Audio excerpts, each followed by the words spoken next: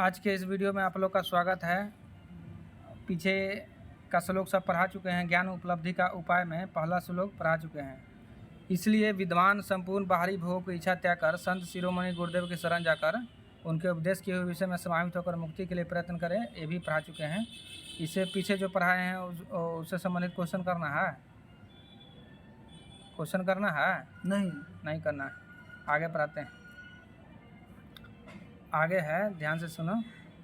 और निरंतर सत्य वस्तु आत्मा के दर्शन में स्थित रहता हुआ योगारूढ़ होकर संसार समुद्र में डूबे हुए अपने आत्मा का आप ही उद्धार करें।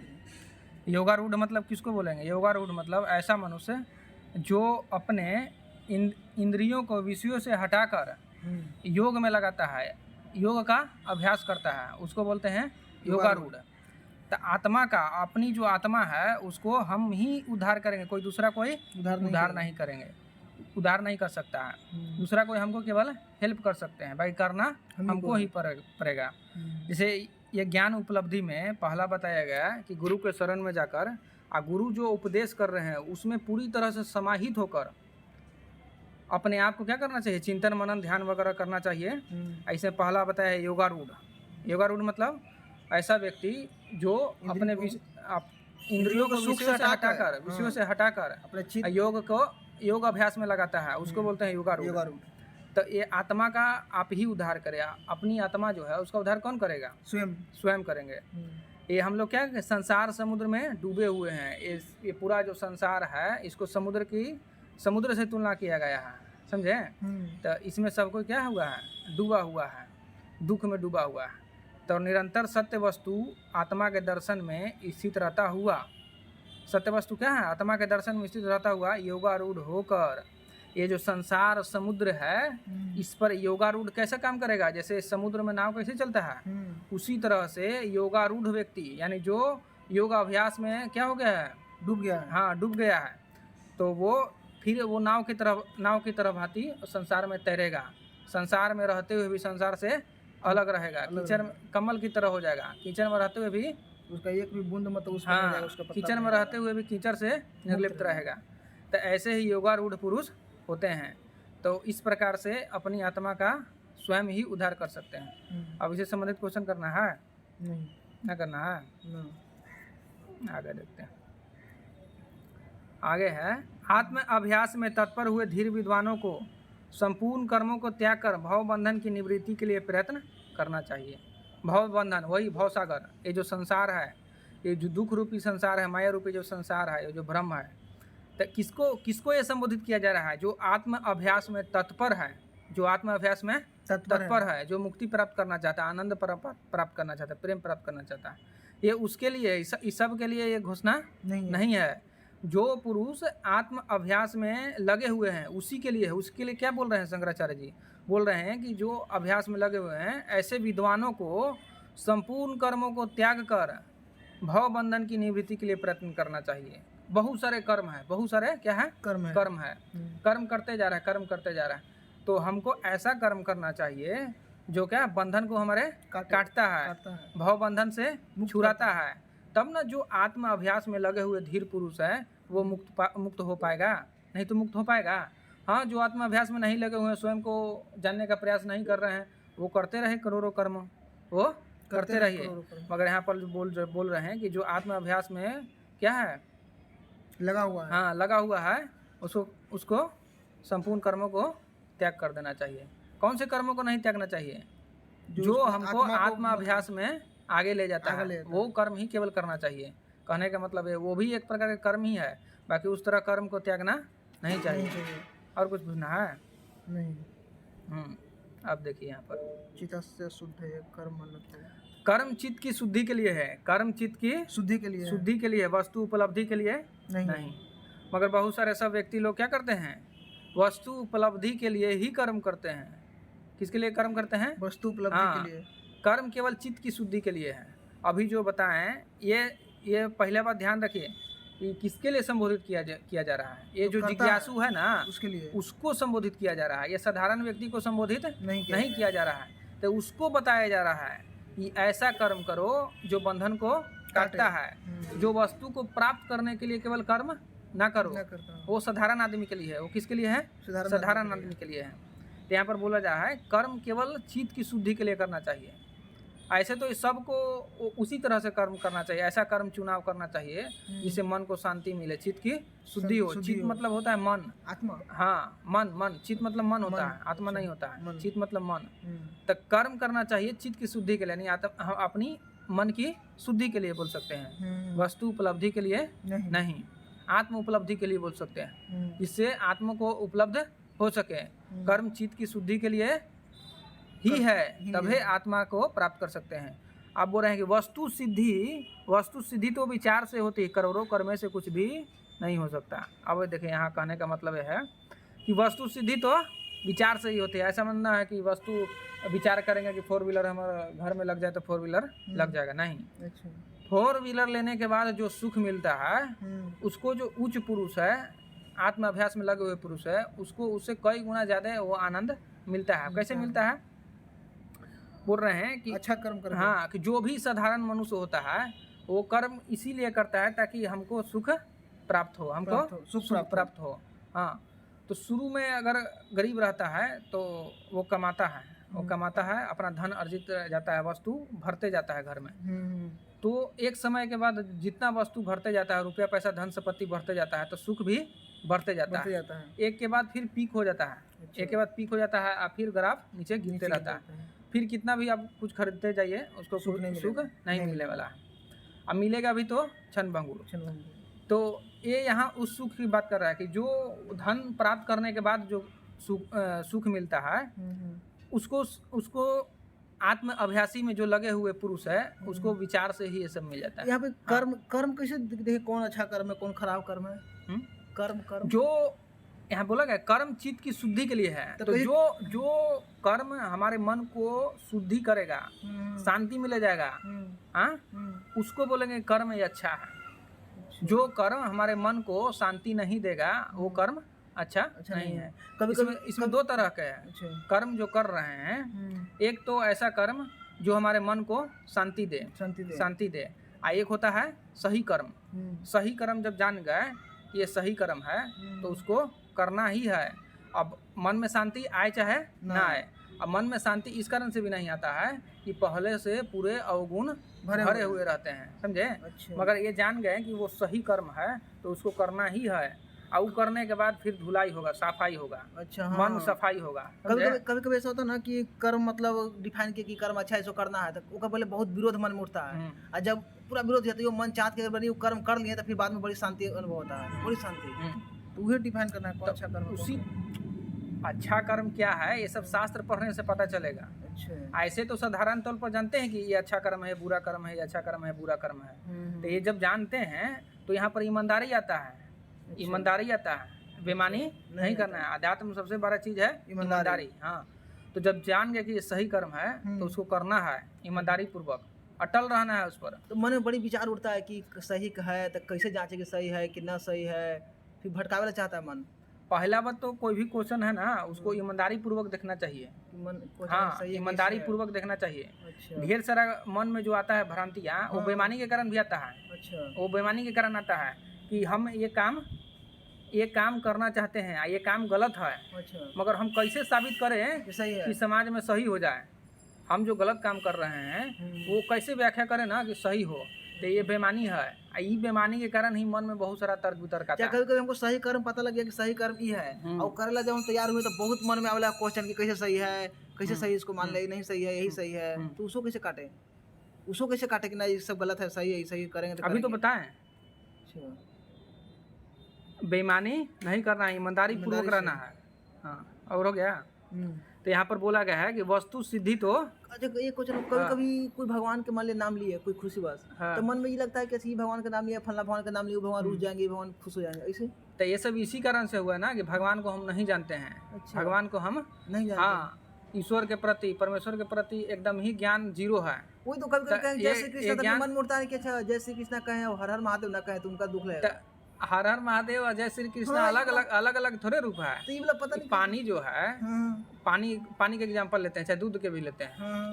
तो दूध से क्या बना? पनीर बना, मिठाई बना, लस्सी बना, दही बना, घी बना, मक्खन बना, वो सब किससे बना है?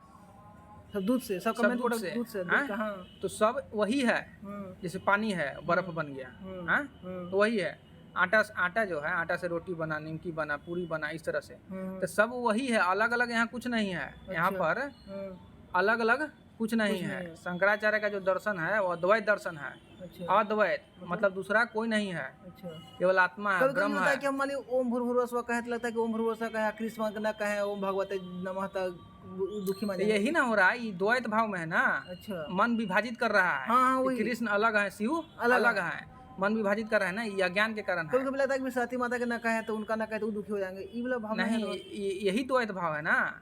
प्रेम जो होता है, जो प्रेम को जान जाता है ना, तो वहाँ हम और तुम हट जाता है। ये अहंकार के कारण होता है। हाँ, ये तो अहंकार के कारण, अज्ञान के कारण। अहंकार का ही सब रूप है, अज्ञान, दुख, जितना वगैरह है ना वो गुण सब अहंकार का ही रूप है।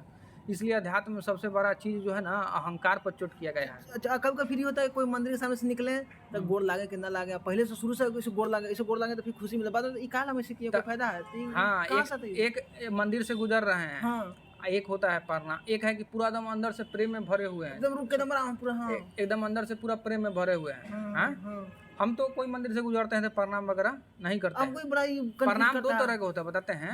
एक साधारण प्रणाम होता है, बाहरी प्रणाम। ऐसे कर लिया, हाँ, एक बाहरी प्रणाम होता है, जैसे मंदिर से गुजर रहे हैं, तो भगवान जी का मूर्ति है, मंदिर है, गुजर रहे हैं तो प्रणाम कर लिए, तो केवल उसी समय के लिए भगवान को याद किए। अच्छा, मगर जो पूरा प्रेम में भरा हुआ, रस में डूबा हुआ है, वो अंदर से परमात्मा के प्रति समर्पित है, ब्रह्म में लीन है, एक तरह से बोल सकते हैं, ईश्वर में लीन है। तो उसको प्रणाम वगैरह करने की कोई जरूरत नहीं है। वो कुछ भी कर सकता है। भक्त जो है वो कुछ भी कर सकता है और उसको कुछ नहीं होगा। वो एकदम निर्भीक रहता है, निडर रहता है, समझे? तो इस तरह से होता है। तो जो अंदर से ही झुक गया है, स्वयं को पूरा समर्पित कर दिया, फिर बाहर चीज वगैरह मायने न रखता है। परमात्मा कण कण में है, परमात्मा पूरे सृष्टि में व्याप्त है, सब उसी से है। तो किसको प्रणाम करेंगे? नीचे भी वही है, ऊपर भी वही है, अगल भी बगल भी सब वही है, सब वही है। ये अज्ञान में रहने के कारण ना, ये मैं तुम हम वगैरह ये सब होता है, शिव जी, पार्वती जी, ये जी, वो जी, समझे? कोई अलग नहीं है, सब एक ही है। सब क्या है? कभी मान लिया कोई काम कर रहा है तो लगता है कि वो देख रहा है, कोई कहेगा, मान लिया हम कहीं प्रार्थना कर रहे हैं, चाहे कुछ कर रहे हैं, तो वो देख रहा है, कोई कहेगा, वो कुछ कहेगा, ये सब क्या भावना आता है मन में? सब अज्ञान के कारण है। अच्छा, जितना जल्दी हो सके ज्ञान प्राप्त करेंगे ना, तो ये सब भ्रम दूर होगा। अभी बोल रहे थे कि डर लगता है। हाँ, डर लगता है अंधकार में। अच्छे, एक दिन रहता है, एक रात रहता है, तो ज्यादा दिन में डर लगता है या रात में? रात में। तो रात जो है ना, वही रात ना अज्ञान का प्रतीक है, वही रात अज्ञान का। अंधेरा में जब रसरी भी सांप चढ़ते हैं, दिखता है कि सांप है, जब भी लाइट ऑन करते हैं तो रस्सी है, तो अज्ञान। तो वो जो है ना प्रकाश, ज्ञान का प्रतीक है। इसी तरह से अंधकार में हम डूबे हुए हैं, जब ज्ञान प्राप्त करेंगे ना तो प्रकाश में, प्रकाश की उपस्थिति में सब चीज को सही दृष्टि से देखेंगे कि यह क्या है, हमको पकड़ में आएगा। हमको किस में आएगा? पकड़ में। और रहते हैं अंधकार में और सोचते हैं कि सोल्यूशन मिल जाए, तो कैसे मिलेगा? नहीं मिलेगा। अंधकार में खूब है, कोई सोल्यूशन बता भी दिया तो टो रहे हैं, देख रहे हैं इधर क्या है, तो वैसे सोल्यूशन नहीं मिलने वाला। स्वयं को प्रकाश से भरना होगा, रस से भरना होगा, तब होगा। समझ में आया? और कोई प्रश्न? वो जो कहता है सब कि साधु, तो साधु मतलब पूछ कपड़ा पहन के साधु बन जाओ, वैसे वो साधु से एक एकदम साधुता गुण है। अच्छा। साधुता मनुष्य का प्रॉपर्टी है, समझा? वो अंदर रहना चाहिए। अच्छा। ईमानदारी रहना चाहिए अंदर में, लोभ, लालच, ईर्ष्या, द्वेष ये सब नहीं रहना चाहिए। अच्छा। अंदर में प्रेम रहना चाहिए, अहंकार मुक्त रहना चाहिए, समझे? एकदम मुक्त होना चाहिए। अहंकार कैसे पहचाने? अहंकार होता कुछ पहचानबे नहीं करता, पकड़बे नहीं करता। अहंकार करेंगे, सही करें, कैसे पता लगेगा? ये हम तुम का जो भावना है ना, यही अहंकार है। सुख दुख की अनुभूति यही अहंकार है, समझ आया? ये पकड़ाता कहाँ? कभी कभी लगता है कि हम कोई अच्छा कर बताते हैं यार, तो हम अहंकार कर रहे थे, तो ये कैसे? ये तो पकड़ाता नहीं है अहंकार। कोई भी कर्म कर रहे हैं ना, कोई भी कुछ सोच भी रहे हैं, तो पहले बार जो भी कर्म कर रहे हैं, इस कर्म करने के पीछे भावना क्या है? कुछ भावना रहना चाहिए ना, कारण क्या है, उस पर प्रहार करना चाहिए। हम जो भी कर्म कर रहे हैं वो कहाँ से आ रहा है? वो लोभवश उपजा है, वासनावश उपजा है। अगर ये सब सोचने लगेंगे ना तो वो पकड़ा जाए कहाँ से आया। अच्छा। और जो जहाँ से आता है ना वही अहंकार है। एक तरह से ईर्ष्या, द्वेष, ये सब काम जितना है ये सब अहंकार का ही रूप है। अच्छा। इसलिए जड़ जो है ना अहंकार, अहंकार खत्म हो जाने के बाद सब अपने खत्म हो जाता है। ओहो। अलग अलग से ईर्ष्या, जैसे पेड़ को पानी पटाना है तो पेड़ को पानी पटाना है तो टहनी वगैरह पर सब पे पानी न डालेंगे, जड़ में उसको जड़ में डालेंगे। हाँ, तो ये जो है ना अहम प्रवृत्ति अहंकार यही होता है। अहंकार ही क्या है? जड़ है। दुख का कारण अगर सब कुछ इस पर प्रहार करेंगे ना तो सब खत्म हो जाएगा, समझे? अहंकार सबसे बड़ा उपज जो है, हम शरीर है ना, यही बड़ा अहंकार है। अगर हम जान लेते हैं ना कि हम शरीर से कोई चीज अलग है, आत्मा है, तब अहंकार धीरे धीरे खत्म होने लगता है। जैसे जैसे आत्मा के नजदीक जाते हैं ना वैसे वैसे अहंकार खत्म होने लगता है। तो ये शरीर की भावना से हटने पड़ेगा। जब तक शारीरिक सोच रहेगा तब तक अहंकार रहेगा, समझ आया? कबीरदास जी बोलते हैं, प्रेम प्याला सो पिए शीश रचना दे। हाँ, लोभी शीश न दे सके नाम प्रेम का ले। हाँ, मतलब बोल रहे हैं कि जो प्रेम का प्याला पिएगा ना उसका शीश दक्षिणा मतलब अहंकार देना होगा। अच्छा। अहंकार खत्म होने के बाद ही प्रेम होता है। अच्छा। यहाँ प्रेम का संबंध किसी से नहीं है कि हमको ये मिल जाएगा, हमको वो साथ रहेगा तो हमको प्रेम होगा, नहीं। अच्छा। प्रेम स्वयं में लीन होने का नाम है। अच्छा। प्रेम स्वयं को प्राप्त होने का नाम है। प्रेम ईश्वर को प्राप्त करने का नाम है, समझ आया? प्रेम प्याला सो पिए शीश दक्षिणा दे। हाँ, जो प्रेम का प्याला पिएगा ना उसको शीश दक्षिणा देना होगा, शीश देना होगा। अच्छा। शीश का यहाँ संबंध अहंकार से है। अच्छा। हाँ, लोभी शीश न दे सके नाम प्रेम का ले। सब प्रेम प्रेम करते चल रहा है, हम प्रेम करते हैं, हम प्रेम करते हैं, परिवार से करते हैं, इससे करते हैं, उससे करते हैं, कोई प्रेम वगैरह नहीं करता है। प्रेम जागरूकता से आता है, होश से आता है, समझ में आया? जब सारी वृत्ति हमारे अंदर से हट जाता है ना तब प्रेम का उद्भव होता है। जब बादल पूरा छट जाता है तभी तो सूर्य निकलते हैं, सूर्य दिखाई देते हैं। बादल घिरे हुए रहते हैं तो सूर्य दिखाई देते हैं ना, उसी तरह से है प्रेम, समझे? जब तक हमारे अंदर अवगुण है प्रेम का उदय नहीं होगा।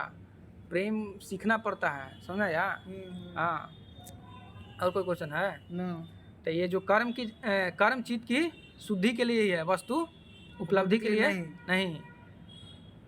वस्तु सिद्धि तो विचार से ही हो जाती है। करोड़ों कर्म से कुछ भी नहीं हो सकता। करोड़ों कर्म, आज सब व्यक्ति के देखिए करोड़ों कर्म कर रहा है, खूब कर्म कर रहा है, कर्म से मिलेगा रिजल्टेंट जीरो। फिजिक्स में जब बनाते हैं न्यूमेरिकल तो किस तरह से रिजल्टेंट आता है? उसी तरह से रिजल्टेंट जीरो। फिजिक्स में बना रहे हैं न्यूमेरिकल, 5 न्यूटन उधर से भी लगा रहे हैं फोर्स, 5 न्यूटन इधर से भी लगा रहे हैं, रिजल्टेंट क्या होगा? जीरो। तो करोड़ों कर्म पूरा कर रहे हैं, न्यूटन कूलम ला पढ़े हैं, पढ़े ना? फोर्स लगा रहा है चार्ज पर, पूरा सम करते हैं तो जीरो। तो उसी तरह से करोड़ों कर्म कर रहा है, अगर रिजल्टेंट निकालते हैं तो जीरो तो बहुत बड़ी संख्या, माइनस मिलता है उसको। लास्ट में फिर होता है पूरा जिंदगी गवा दी, कुछ प्राप्त नहीं किए, कुछ प्राप्त नहीं, इसीलिए रोता है। बुद्ध भगवान बोलते हैं ना कि जो अपना जीवन बुद्धिमानी पूर्वक जीता है वो आनंद में मृत्यु को प्राप्त होता है, वो रोता नहीं है, समझा या? रोता कभी कभी होता है, कोई काम करने के बाद पछतावा आता है, यार हो गया, नहीं करना चाहिए, गलत है। वही ना, स्पष्टता नहीं रहता है, स्पष्टता वही अंधकार के कारण, अज्ञान के कारण। ज्ञान बहुत जरूरी है, ज्ञान बहुत जरूरी है। हाँ, आगे देखते हैं।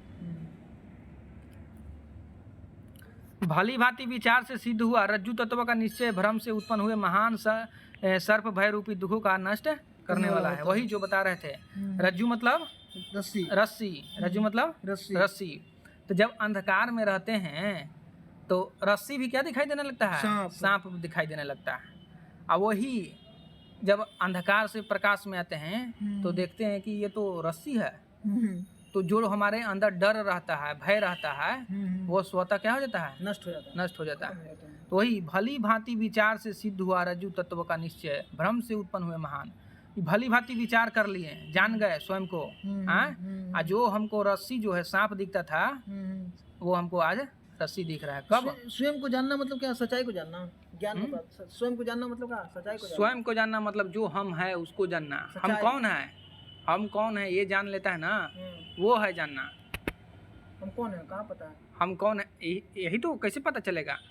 जानना पड़ेगा ना, चिंतन मनन करना पड़ेगा, ध्यान करना पड़ेगा, योगाभ्यास करना पड़ेगा। अच्छा। ऐसे थोड़े है, प्रश्न करना होगा हम कौन है। अब पूरा जन्म लिए, बुढ़ापा भी आ गया, यही नहीं जान पाएंगे हम कौन है। हम कौन ही है क्या, जानना क्या है इसमें, हमें पता लगता है जानना क्या है। हम बताओ हम, तुम कौन हो? ना पता। ना अब ना पता है, इसी को जानना है हम कौन है, हम कौन है इसी को जानना है हम कौन है। मतलब फिजिकली जानना कि मतलब अंदर से कुछ ऐसा शक्ति है जो छिपा है उसको जानना। शक्ति है उसको जानना जो अविनाशी है, अच्छा, जो इसको जान लेता है ना मृत्यु पर विजय पा लेता है।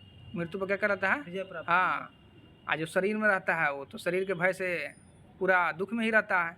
जवानी ढलने लगता है, सुंदरता ढलने लगता है तो घबराहट पैदा होने लगता है, बाल उड़ने लगता है तो घबराहट पैदा होने लगता है। समझ आया?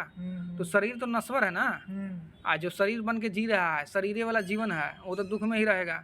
वो कितना भी कुछ प्राप्त कर ले वो अपने आयु को थोड़े ही रोक सकता है। तो शरीर का एक ये मोबाइल है, ये मोबाइल, ये मेरा मोबाइल है, हम मोबाइल नहीं है। ये मेरा शरीर है, हम शरीर नहीं है। शरीर के बढ़ने घटने से, बूढ़ा जवान होने से हम जवान बूढ़ा नहीं होते हैं। ये जो कहता है कि हम शरीर नहीं है, तो ये अंदर फिर वो सब फिजिकल कुछ रहता है, वो कामना कर लगता है मन की कहाँ पे रहता है, वो आत्मा कहाँ पे रहता है, वो रहता है कौन माइंड में, पूरा व्याप्त है। वो सोच रहा था कि यहाँ पे रहता है, यहाँ पे रहता है, कहाँ पे रहता है, ऐसे सोच रहा था। ना वैसे नहीं, वो पूरा व्याप्त है, अच्छा वो हर जगह है, अच्छा। हर जगह है। समझ में आया? आत्मा से ही पूरा सृष्टि है, हमको लगता है कहाँ पे है, यहाँ पे कोई, यहाँ पे इसे खोज सही में हर खोज जगह लेता है, हर जगह। यही ना जो जानता है वही वही फिर भेद। अभी मंदिर में बोल रहे हैं कि मंदिर में प्रणाम करते हैं, शिव जी के प्रणाम करते हैं तो कृष्ण जी के छूट जाता हाँ, है। ये डर लगता है ना यार कि हम यही यही यही ना भ्रम है। जब परमात्मा जान जाते हैं कि कण कण में पूरे व्याप्त हुआ ही, तो फिर ये सब भेद मिट जाता है। उसका मन है अंदर सब उनका ही रूप है, कोई अलग नहीं है, कोई अलग नहीं है। ये संसार को समझ लेंगे ना तो फिर स्वयं को समझने में आसानी होगा। संसार को भी जब समझ लेते हैं तो स्वयं को समझने में आसानी होगा। एक्चुअली में संसार है नहीं, प्रतीत होता है कि है। विश्वास ना होगा, चिंतन मनन खूब करना होगा, तब होगा। समझ में आया? योगाभ्यास करना होगा। जैसे स्वप्न में, स्वप्नावस्था में मन भांति भांति के पदार्थ रचता है, हाँ? सब सच दिखाई देता है, जगह खत्म, सब सच दिखाई देता है। कोई लगता है कि झूठ है, कुछ भी हो रहा है, कुछ भी घटित हो रहा है, हाँ, सब लगे सच है। मगर जैसे ही जब नींद जागता है सब खत्म, जीरो, सब क्या हो जाता है, खत्म। वो सब ऐसी था। मगर जो देखे वो तो सब सच था ना। उसी प्रकार से ये जो संसार दिखाई दे रहा है, चलायमान हो रहा है, सब चीज दिखाई दे रहा है, ये भी उसी तरह से स्वप्न की ही भांति है, ये भी स्वप्न की ही भांति है। इसलिए इसको बोलते हैं माया भ्रम। क्या बोलते हैं? भ्रम, माया भ्रम। ये सब क्या है? माया है, हाँ। तो ये सब जो जान लेता है ना, वो फिर जान लेता है कि हम कौन है। समझ आया? जैसे मकड़ी जो है, मकड़ी जाला जो बुनता है तो अपने ही अंदर से निकलता है ना, वो अपने ही अंदर से निकलता है। अच्छा, हाँ। तो वही है सब, वही कहते कृष्ण का अपने में उधर आता है मन, अपने तो परमात्मा भी जो है ना, परमात्मा सब परमात्मा का ही रूप, सब उनके उसी तरह से सब। समझ आया? परमात्मा से भिन्न यहाँ कोई किसी का सत्ता नहीं है, किसी का सत्ता नहीं, सब वही है। जब ये जान लेते हैं ना तो अहंकार लुप्त हो जाता है। तो केवल सुनना आ जानना अंतर होता है। समझ में आया? तो स्वयं को जानना ही सबसे बड़ा क्या है, जीवन का उद्देश्य है। समझ में आया? ये वो जो कहता है अहम ब्रह्मास्मि, वो क्या? अहम ब्रह्मास्मि, वही ना, मैं ही ब्रह्म हूँ। इसी को बुद्ध भगवान बोला, अपो दीपो भवा, अपना दीपक स्वयं, मैं ही ब्रह्म हूँ। ये जो हम है ना, बोल रहे थे कि मैं कौन हूँ, वही हूँ, ब्रह्म हूँ। ये ब्रह्म से ही पूरा सृष्टि निकला, वही मैं ब्रह्म हूँ, वही मैं ब्रह्म। जो हम है ना वही संसार हमारे लिए। बचपन में जो संसार था हमारे लिए कैसा था? खिलौना उलौना मिले वही हो गया होगा। संसार दूसरा था। जवानी में संसार कैसा है? दूसरा है, यौवन वाला। तो संसार हमारे अकॉर्डिंग बदलता है, हमारे अकॉर्डिंग बदलता है। तो हम कैसा है ना, उस पर डिसाइड होता है संसार। संसार हमारा प्रतिबिंब है, सब हमारे से ही निकला, सब हमारे से ही निकला है। समझ आया? तो भली भांति विचार से सिद्ध हुआ रज्जु तत्व का निश्चय भ्रम से उत्पन्न हुए महान सर्वरूप दुख को नष्ट करने वाला होता है। हाँ, तो जो रस्सी अज्ञान में सांप दिखाई दे रहा था, वो जो प्रकाश में क्या दिखाई देने लगा? रस्सी। कुछ नहीं, रस्सी है। हाँ, रस्सी है। तो उसी तरह से जब हम अपने ज्ञान में चाहे स्वप्न ही देखते रहते हैं तो उठ जाते हैं तो सब पता चलता है कि स्वप्न है। उसी तरह से जो संसार, जब तक संसार सच दिखाई दे रहा है ना, तब तो समझो अहंकार में है, दुख में है। जब ज्ञान का उदय होता है, प्रकाश का उदय होता है ना, जो स्वप्न अवस्था से उठते हैं ना, तब दिखाई देने लगता है ये तो संसार है ही नहीं था, ये तो दिखाई दे रहा था कि है। इसलिए योगी लोग संसार में न फंसता है, साधारण लोग संसार में ही फंसते जाता है। अच्छा ऐनक देख रहे हैं, ऐनक में पूरा सबका इमेज दिख रहा है, उसी को प्राप्त करना चाहता है, उसी को प्राप्त करना। जो भी अनुभव होता है वो सब अंदर ना होता है। जब अंदर ही ठीक कर लेंगे, हमारा मन पूरा भाग रहा है इधर उधर, तो मन के खुश करने के लिए ही करोड़ों कर्म कर रहे हैं। अच्छा ये कर्म करेंगे ना तो मन शांति को प्राप्त होगा, सुख को प्राप्त होगा। जैसे आदमी यही ना सोचता है कि ये कर्म करेंगे ना तो सुख को प्राप्त होगा, करोड़ों कर्म करते चला जा रहा है कि अब मन शांत होता है, अब मन शांत होता है, मन शांत नहीं होगा ही नहीं। तो जब हम अपने अंदर ही जब पूरे मन को ठीक कर लेते हैं ना, तो ये गति रुक जाता है। तो करना क्या है, सत्कर्म को जानो फिर उसको करो, चाहे जो हो। फिर पहले सकाम भाव से करता था, स्वार्थ में, अब परमार्थ में करेगा, अब लीला बस करेगा, प्रेम बस करेगा, अब लीला करेगा। परमार्थ मतलब परमार्थ में सबके कल्याण के लिए, अच्छा सबके कल्याण के लिए, अपना कल्याण के लिए। नहीं अब हमारा हो गया, हम जान गए स्वयं को। अच्छा ये जो सृष्टि है ना, ये पूरा लीला है, ये खेल है, अच्छा ये खेल के अलावा कुछ नहीं। और कुछ नहीं है। तो हम ऐसा खेल खेलेंगे जिसमें कोई मज़ा ही नहीं आ रहा है, आनंद ही नहीं आ रहा, वैसा खेलना खेल पसंद करेंगे। बाकी संसार में जो है ना, आया है लीला करने के लिए, मगर दुख के सागर में डूबा हुआ है। आया है चौका छक्का मारने के लिए, बाकी दुख के सागर में डूबा हुआ है।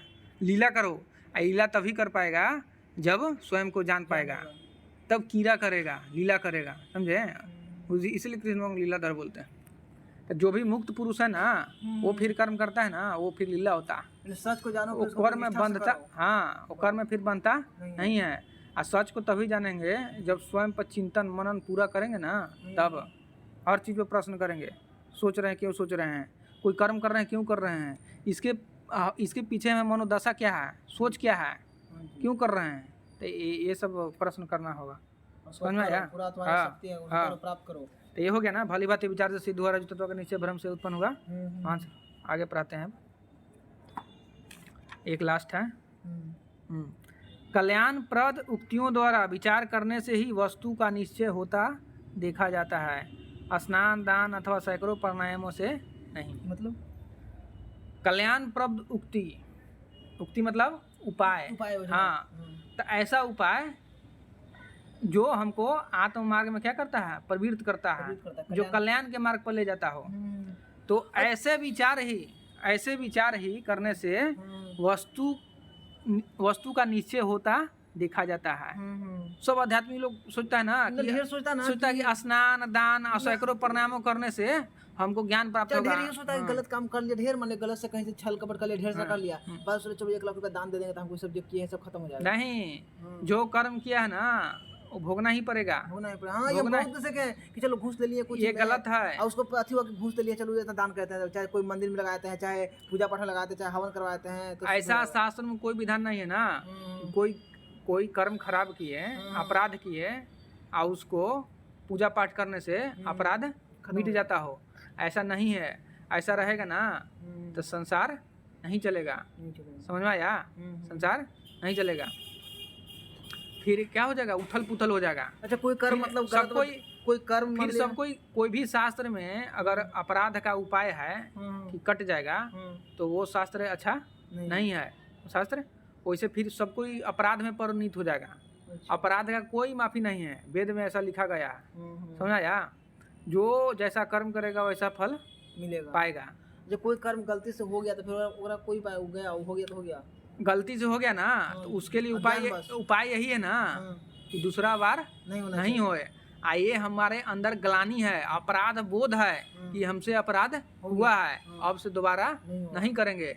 आइए ठान लिए ना, ये संकल्प ले लिए ना, तो ये उस पर अडिग रहना चाहिए। ये ना कि रोक नहीं पाते हैं, ये ना कर पाते हैं, ऐसा विचार नहीं करना चाहिए। अडिग रहना चाहिए, संकल्प। समझ में आ रहा है? हाँ, जो वचन लिए उसको पूरा करना चाहिए। तो कल्याणप्रद उक्तियों द्वारा विचार करने से ही वस्तु का निश्चय होगा, जितना नॉलेज, जितना ज्ञान, उसके तहत जितना आप जानते हो उसके तहत जितना हो सके अच्छा से अच्छा करिए। देखा जाता है। आप केवल स्नान कर रहे हैं, दान कर रहे हैं, इसी प्रकार से मंदिर घूम रहे हैं, चारों दान घूम रहे हैं, सैकड़ों धाम घूम रहे प्राणायाम कर रहे हैं, व्यायाम कर रहे हैं, स्वयं को मगर जान उससे क्या, उससे ज्ञान नहीं आप स्वयं को जान पाएंगे? नहीं जान पाएंगे। बिना कल्याण बिना- प्रद उक्तियों द्वारा ही विचार करने से आप जाने जाएंगे। कल्याणप्रद मतलब कल्याण प्रद उक्ति वही चिंतन, मनन, ध्यान, योग, अभ्यास। सच को जानना। हाँ, स्वयं पर चिंतन करना है, अच्छा, जानना है, अपने आप को बोध से भरना है। ये बिना चिंतन मनन ध्यान से नहीं होगा। नहीं होगा। समझ में आया? हम्म, तो ऐसे विचार ही हमको कल्याण करेगा। समझ आया? स्वयं से दर्शन कराएगा, प्रेम से दर्शन कराएगा। कभी कभी ऐसा होता है कि मैंने ध्यान किए ना, हम्म। तब पहुंच के पूरा हाई लेवल तक लगा, वो पूरा तुम जीव पूरा तुम साफ नहीं लग रहा लगा, ठीक है। हम्म। फिर 1 घंटा बाद देखते हैं फिर वहीं आ गए जहाँ थे पहले। तो फिर वो वही माया में फंस गए। ओह। वही माया, जब ऊंचा चढ़ गए तो नीचे उतरने की क्या जरूरत है? तो हमको लगता है कि जहाँ जोन लेवल पर हम वहाँ पहुंचे तो वहीं पर नहीं रह सकते, फिर डाउन क्या हो जाता है, डाउन।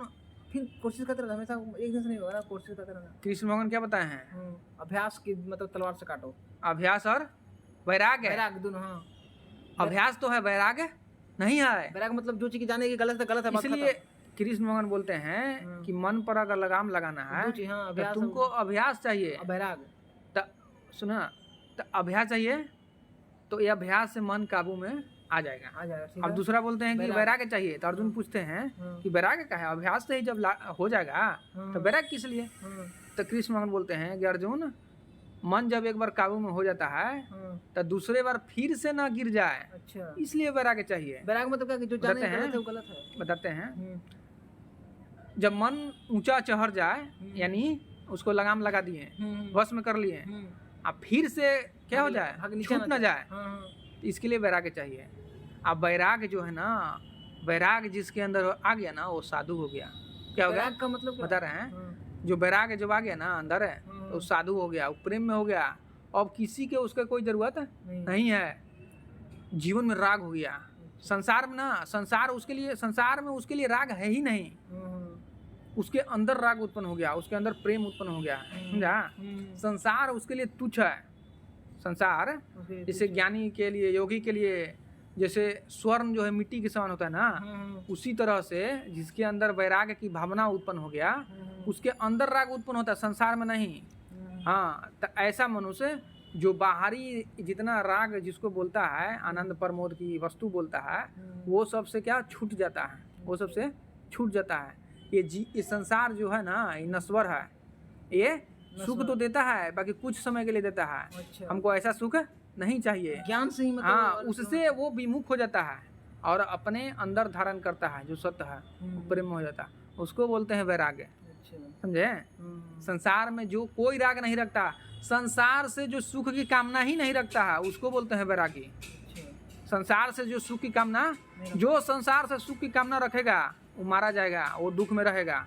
समझे? हम जब तक अंदर क्यों नहीं मुड़ेंगे ना, तब तक सुख नहीं मिलेगा, नहीं मिलेगा। दुख से मुक्ति जब पाना है तो भीतर मुड़ने के अलावा और कोई उपाय नहीं है। समाधिस्थ होने के अलावा कोई उपाय नहीं है। ब्रह्मलीन होने के उपाय कोई उपाय नहीं। हाँ, जिसके अंदर प्रेम है ना, उसी के अंदर आनंद है। बिना प्रेम के आनंद नहीं है। अच्छा, कभी कभी विचार आता है ना मन में कि वो ऐसे करके यहाँ पहुँच गया था, हम ऐसे करके वहाँ पहुँच जाएंगे। सबके अलग रास्ता है, एक रास्ता थोड़ी सा जा सकता है। ऐसा कुछ ये ऊ ऐसे जो आ रहा है ना, फिर बोल रहे हैं ना, ये प्रश्न ये सब गलत है। वही तो सब आता है। फिर हमारे अंदर से वही है, जलन है, ईर्ष्या है, द्वेष है, ये सब खत्म करना है। समझा? यहाँ पर हम तुम की भावना आ रहा है। वही तो। स्वयं को ध्यान देना चाहिए, स्वयं पर ध्यान देना चाहिए कि हम क्या कर रहे हैं। अच्छा, वो ऐसे कर रहा था, हम हमारा क्या कर्तव्य है।